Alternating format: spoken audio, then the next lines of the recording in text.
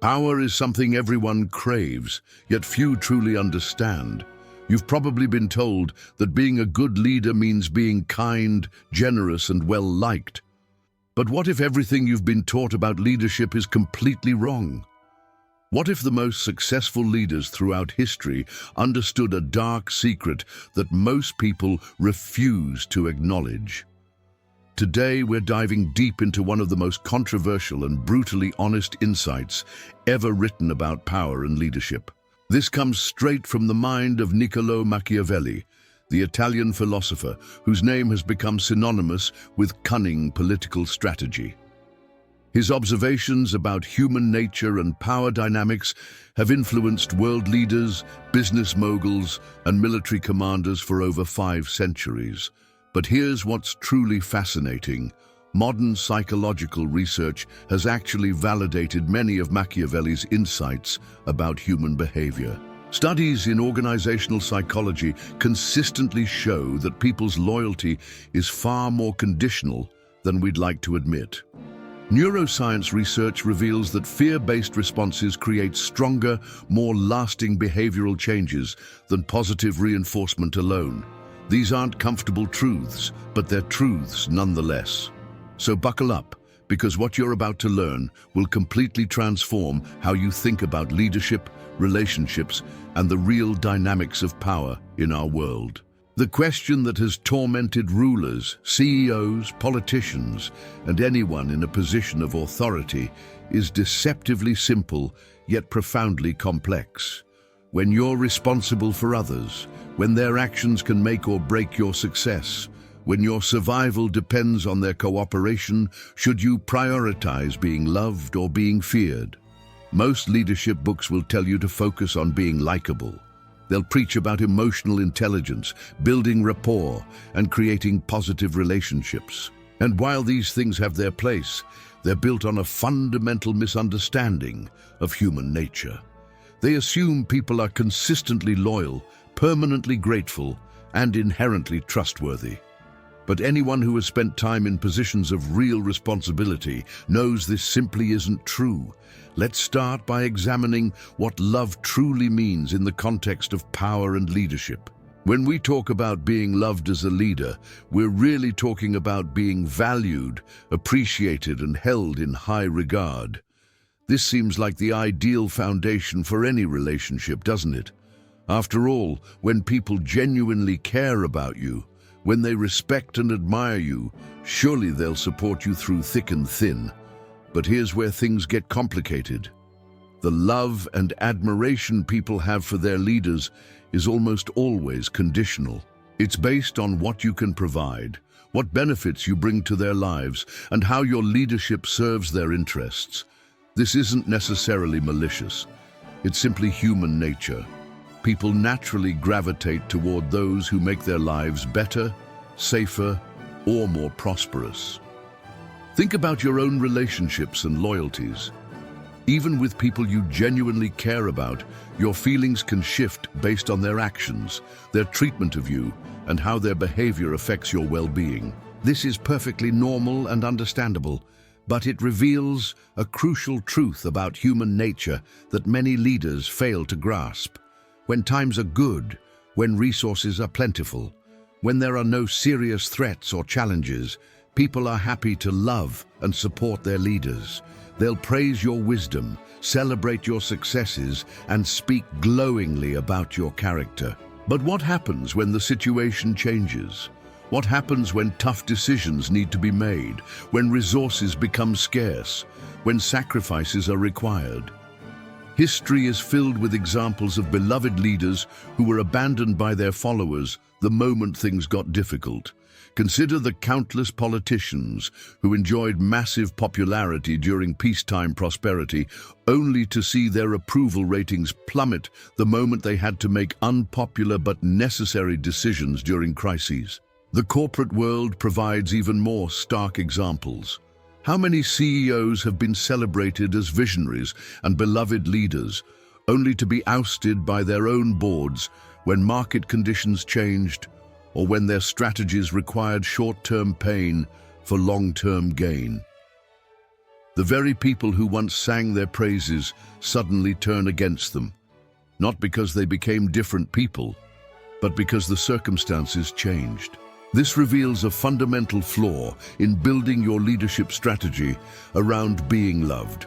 Love, in the context of leadership, is inherently unstable because it depends entirely on external circumstances and other people's perceptions.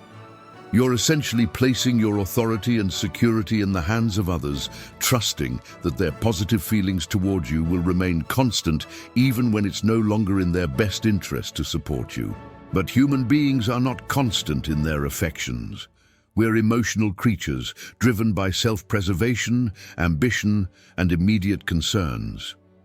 When someone's survival, prosperity, or advancement depends on withdrawing their support from you, many will do so regardless of their previous loyalty or affection. This isn't because people are inherently evil or treacherous. It's because they're human. They have families to feed, careers to protect, and futures to secure.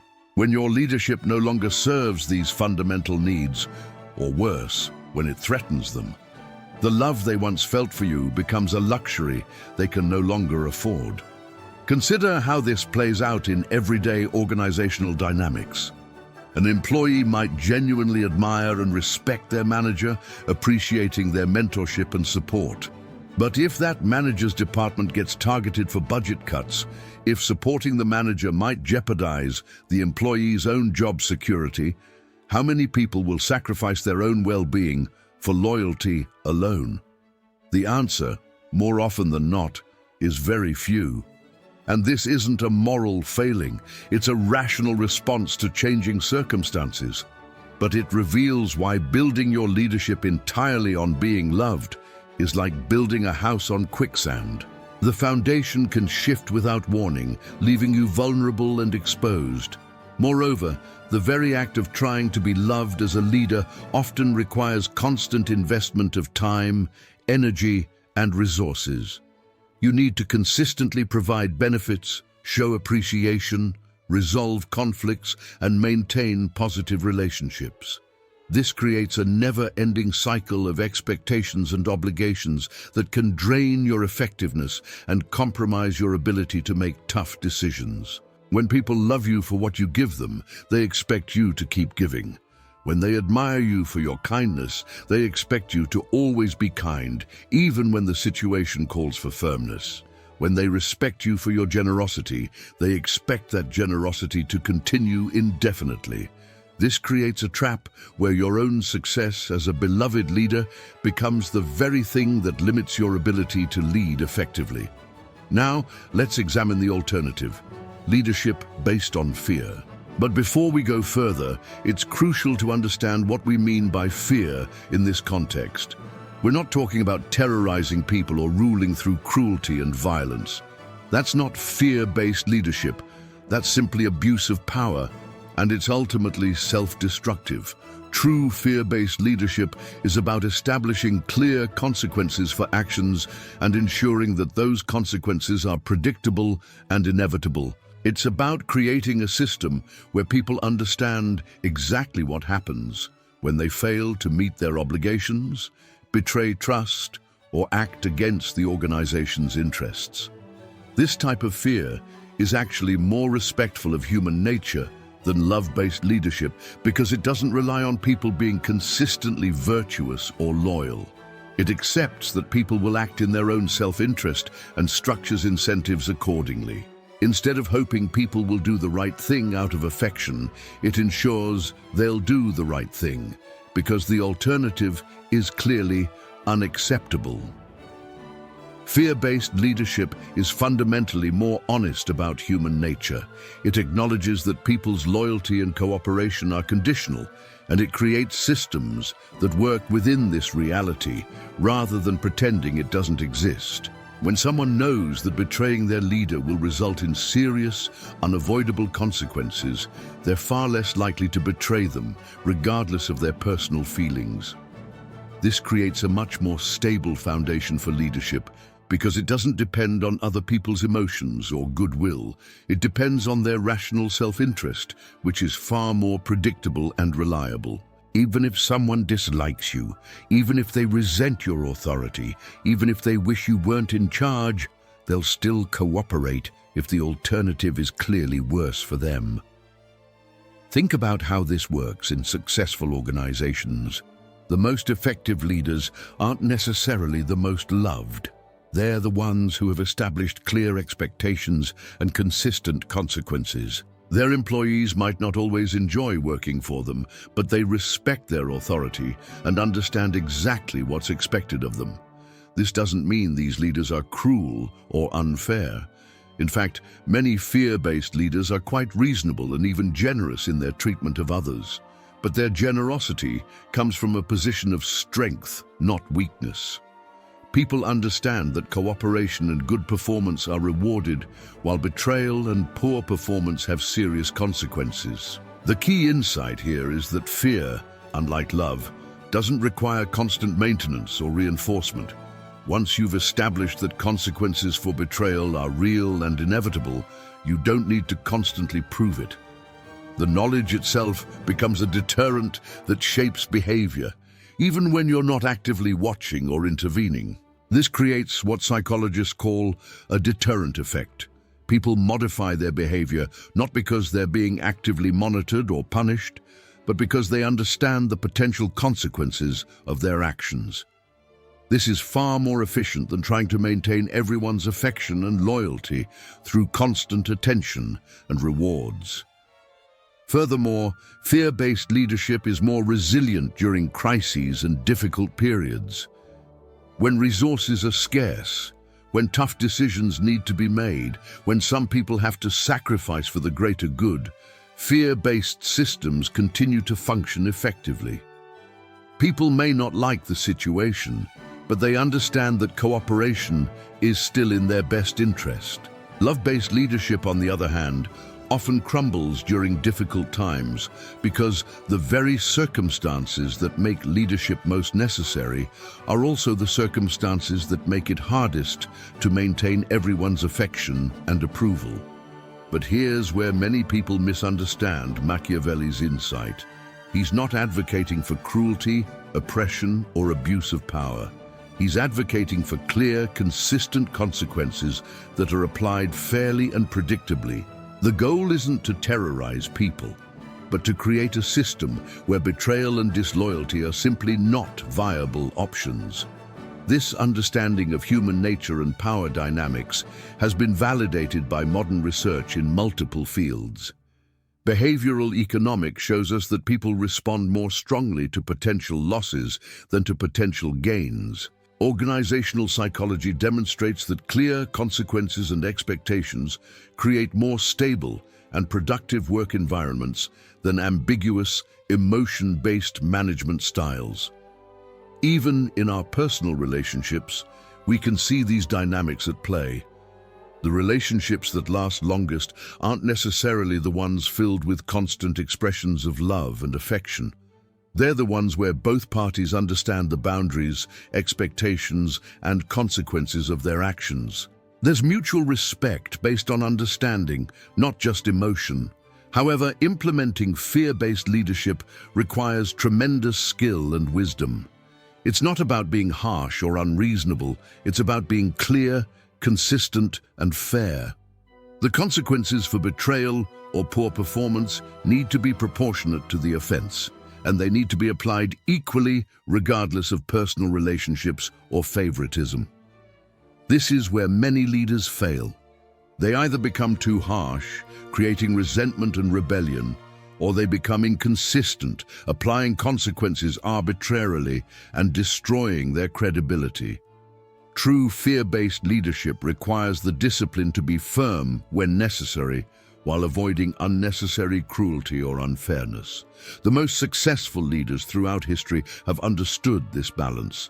They've been respected and followed not because people loved them, but because people understood exactly where they stood and what was expected of them. There was security in this clarity, even if there wasn't always affection. This brings us to a crucial distinction that often gets lost in discussions about leadership styles. There's a significant difference between being feared and being hated. Fear when properly implemented, can coexist with respect and even admiration. Hatred, on the other hand, is destructive and ultimately self-defeating. A leader who is feared but respected can maintain authority and effectiveness over long periods. Their followers understand the rules of the game and can succeed within that framework. But a leader who is both feared and hated creates an unstable situation where people are constantly looking for opportunities to rebel or escape. The key is ensuring that the fear you generate is based on respect for consequences, not resentment over unfairness or cruelty. When people understand that the rules apply equally to everyone, that consequences are proportionate to actions, and that good performance is recognized and rewarded, they can accept and even appreciate firm leadership.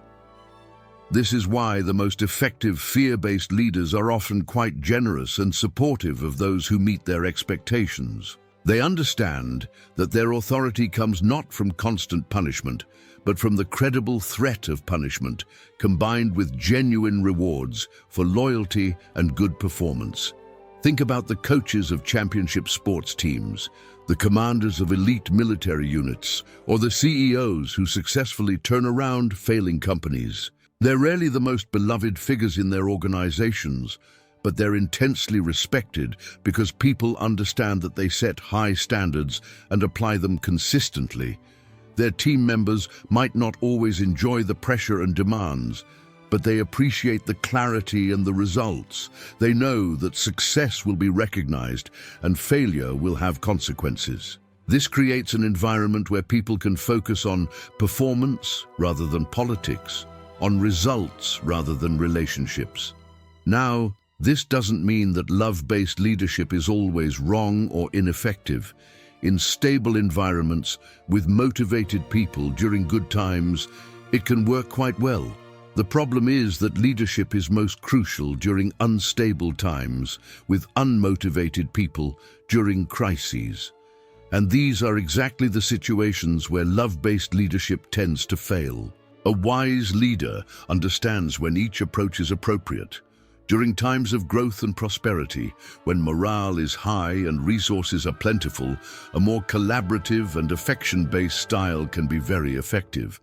But when tough decisions need to be made, when some people need to be held accountable, when the organization's survival is at stake, the ability to command through fear becomes essential.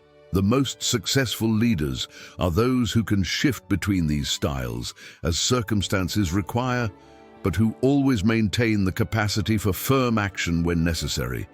They might prefer to lead through inspiration and positive relationships, but they never compromise their ability to enforce consequences when needed. This flexibility requires a deep understanding of human nature and organizational dynamics. It means recognizing when people are responding to positive incentives and when they need the clarity that comes from clear consequences. It means being able to read situations accurately and respond appropriately, rather than rigidly sticking to one approach, regardless of circumstances. But if you had to choose only one approach, if you could only be feared or loved but not both, Machiavelli's insight remains as relevant today as it was 5 centuries ago. Fear provides a more reliable foundation for authority because it doesn't depend on other people's goodwill, emotions, or continued satisfaction with your leadership. This is particularly important in our modern world, where loyalty is increasingly rare and people change jobs, allegiances, and commitments with unprecedented frequency. In an environment where long-term relationships are becoming less common, building your leadership on the assumption of sustained affection and loyalty is increasingly risky. Fear-based leadership, properly implemented, adapts well to these changing conditions because it doesn't require deep personal relationships or long-term emotional investments. It works with people you've just met, as well as with people you've known for years. It's based on clear, understandable principles rather than complex personal dynamics. However, we must also acknowledge the psychological and emotional costs of fear-based leadership. It can be lonely and isolating, People may comply with your authority, but they're unlikely to genuinely care about your personal well-being or happiness. You might be respected and obeyed, but you probably won't be loved or cherished. For some people, this trade-off isn't worth it. They'd rather risk the instability of love-based leadership than accept the emotional isolation that often comes with fear-based authority. This is a personal choice that every leader must make based on their own values, temperament, and circumstances. But it's important to make this choice consciously and honestly, understanding the real costs and benefits of each approach. Too many leaders try to have it both ways, wanting to be both loved and feared, and end up achieving neither effectively. They're not firm enough to command respect through consequences, but not supportive enough to generate genuine affection and loyalty. The result is often a confused, inconsistent leadership style that leaves everyone uncertain about expectations and consequences. People don't know whether to expect kindness or firmness, rewards or punishment, support or accountability. This uncertainty creates anxiety and reduces effectiveness throughout the organization. Clear, consistent leadership, whether based primarily on love or fear, is always more effective than confused, mixed messages. People can adapt to and even thrive under firm leadership, just as they can flourish under supportive, caring leadership. But they struggle with leadership that sends contradictory signals about what's expected and what will happen based on their actions. This brings us to perhaps the most important insight from Machiavelli's analysis. Effective leadership isn't primarily about your personal preferences, comfort level, or moral ideals. It's about understanding reality, human nature, organizational dynamics, and the specific challenges you face, and adapting your approach accordingly.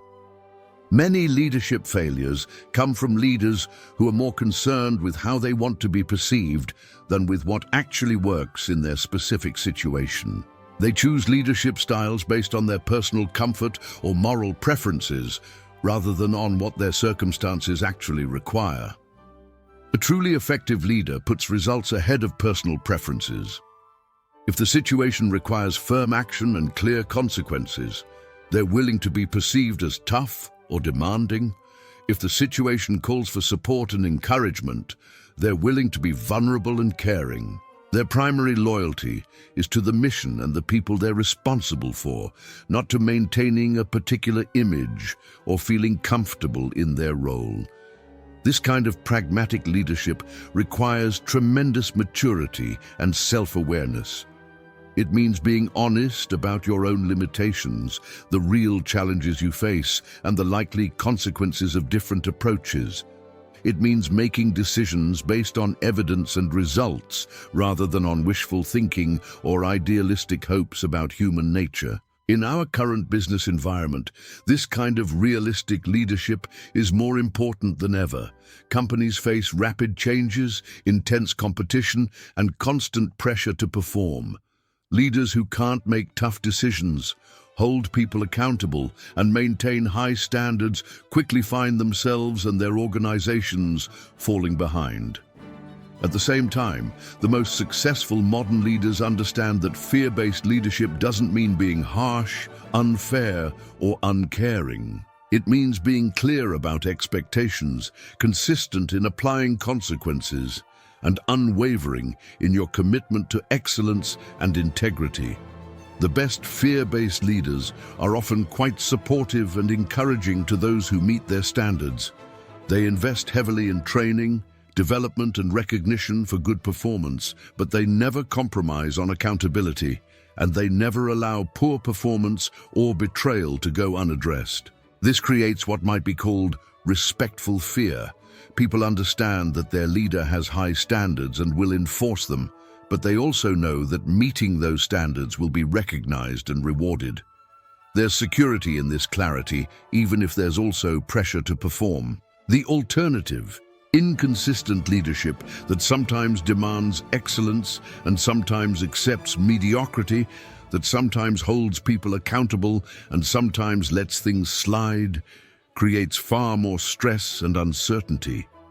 People never know what to expect, which makes it impossible to succeed consistently. So when we return to Machiavelli's original question, is it better to be loved or feared? The answer isn't just about personal preference or moral philosophy.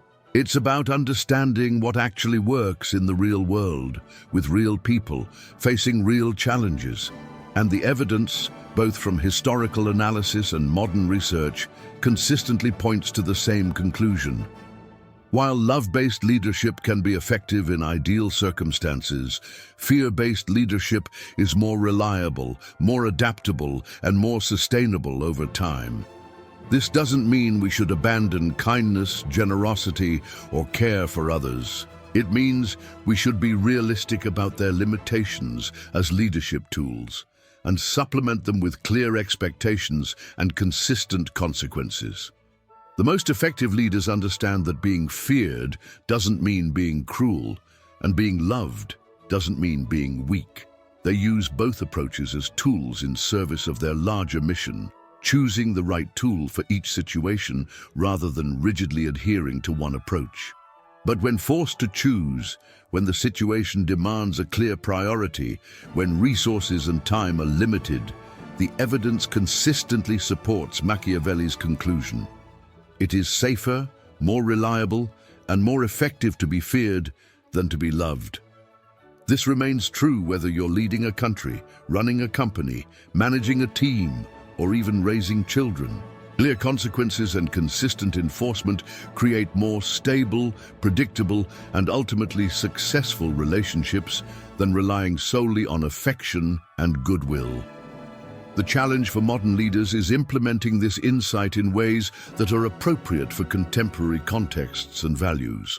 We can't simply copy the approaches used by medieval princes or ancient generals, but we can learn from their understanding of human nature and power dynamics, adapting their insights to our current situations and challenges. This means developing the skills and courage necessary for effective fear-based leadership while maintaining the humanity and values that make leadership worthwhile. It's a difficult balance, but it's one that the most successful leaders throughout history have managed to achieve. Understanding these principles doesn't make you a bad person or a cruel leader. It makes you a realistic leader who is willing to face uncomfortable truths about human nature in service of better results for everyone involved. Because ultimately, the goal isn't to be loved or feared for its own sake. The goal is to be effective in achieving your mission, protecting those you're responsible for, and creating the conditions where everyone can succeed. Sometimes that requires being loved, but more often it requires being feared, and wise leaders understand the difference.